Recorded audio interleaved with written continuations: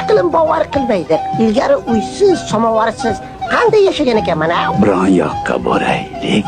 Qayoqqa? Nima uchun? Biron yoqqa.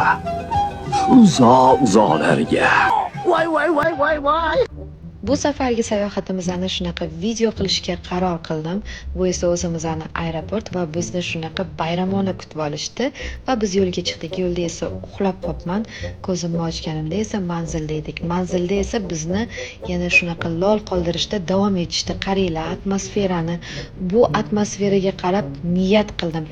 Shu videoni ko'rib turgan har bitta insonga mana shunaqa mazza qilib sayohat qilish nasib qilsin dedim.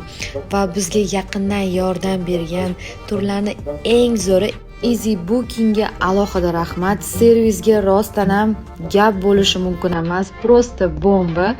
Va biz birinchi manzilga yetib keldik. Bu bizning mehmonxonamiz. Ko'rib turganinglardek bizani shunaqa kutib olishdi va xonamizga kirdik.